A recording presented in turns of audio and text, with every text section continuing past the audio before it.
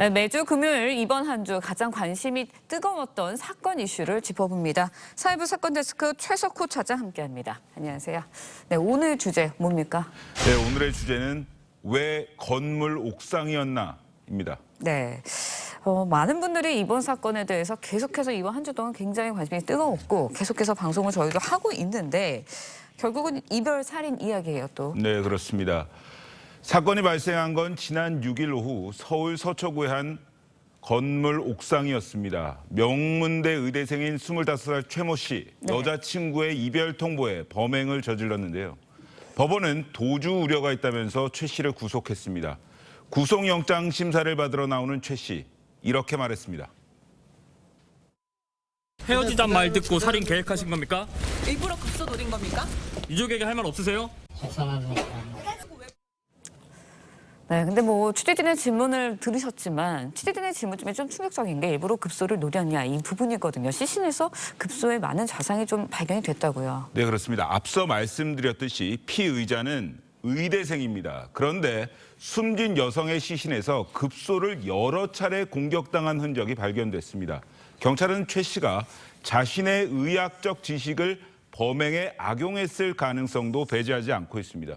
경찰 조사에선 이 남성이 범행 2시간 전에 자신이 사는 경기도 화성의 한 대형마트에서 흉기를 미리 구입하는 모습도 확인이 됐습니다. 네, 말씀해 주셨지만 저희가 앞서 리포트에서도 전해드렸듯이 흉기를 미리 구입한 점, 또 갈아입을 옷을 또 준비를 했던 점, 이런 것들이 결국은 많이 계획을 한 것 같아요. 그렇습니다. 이 사건을 숨기려 한 정황이 새롭게 드러난 건데요. 그런데 여기서 한 가지 의문점이 있습니다. 왜 범행 장소를 강남 한복판으로 택했는가, 이 점입니다. 전문가는 옥상이라는 점에 주목했습니다.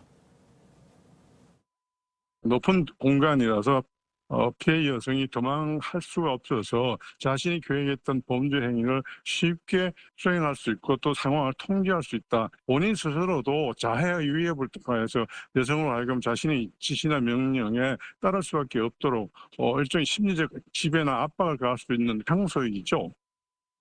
네, 실제 최 씨는 범행 후에 투신 소동을 벌이다가 경찰에 구조가 됐습니다.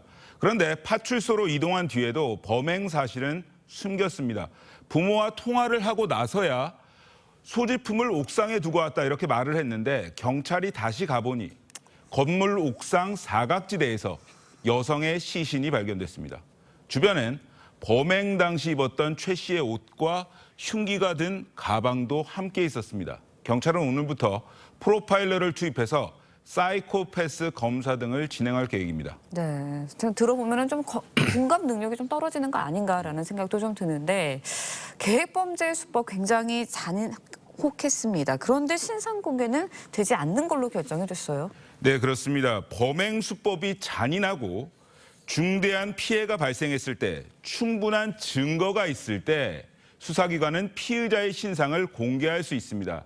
하지만 이 과정에서 피해자와 유족 등도 종합적으로 고려해야 한다고 되어 있습니다. 최 씨와 피해 여성, 한때 연인 관계이지 않았습니까? 그렇죠. 최 씨의 신상이 공개가 되면 피해자의 신원까지 노출될 수 있다는 우려 때문에 유족 측이 최 씨의 신상 공개를 원치 않았던 것으로 알려졌습니다. 네, 이번 사건도 그렇지만 요즘 이제 최근에 연인을 상대로 한 범죄 잊을만 하면 계속해서 잇따르고 있거든요. 수치상 어떻습니까? 네, 최근 사례만 보면 지난 3월에 경기도 화성에서 헤어지자는 여자친구를 살해하고 여성의 어머니까지 다치게 한 이 26살 김래아가 대표적입니다. 네. 수사기관에서 피의자의 얼굴을 촬영한 일명 머그샷이 처음으로 강제 공개되기도 했는데 교제 폭력 신고는 급증하고 있습니다. 지난해 교제 폭력으로 검거된 피의자는 14,000명 가까이 됩니다. 3년 전에 비해서 55% 넘게 증가한 건데 네. 하루 평균 38건의 교제 폭력이 발생한 셈이고요. 신고 건수는 더 많아서 2020년 49,000건에서 지난해엔 77,000여 건으로 늘어났습니다. 네, 근데 이 정도면 데이트 폭력에 이런 교제 폭력에 대한 관련 법안, 막을 법안이 좀 마련이 확실하게 돼야 되는 거 아닌가라는 생각이 드는데 네, 문제는 현재 그겁니다. 상황은 어떻습니까? 예, 문제는 지난해 교제 폭력으로 검거된 사람이 14,000명에 달하는 반면에 네. 구속 수사를 받은 피의자는 310명에 불과하다는 겁니다. 100명 중에 2명만 구속된 셈인데 교제 폭력의 경우엔 스토킹이나 가정 폭력과 달리 가해자에게 접근 금지 명령을 내릴 수 없다는 것도 문제입니다. 관련법이 없어서 통상 폭행죄가 적용되기 때문에 예. 가해자 분리 조치가 가능하게 하는 등 관련 법안 마련이 시급하다는 지적이 나옵니다. 미국은 여성폭력방지법으로 교제폭력도 가정폭력과 같이 보호를 받을 수 있고 네. 영국은 2014년에 만들어진 클레어법에 따라서 교제 상대의 폭력 전과까지 조회할 수 있습니다. 네, 교제를 하고 있는 사이이기 때문에 정말 가까운 가족처럼 많은 것들을 알고 있어서 더 관련법 만들기가 쉽지 않은 것 아닐까라는 생각도 듭니다. 더 이상 이런 일이 없도록 피해자 보호를 위한 근본적인 대책 꼭 마련돼야 할 것 같습니다. 최 차장 이야기 여기까지 잘 들었습니다. 오늘 말씀 고맙습니다.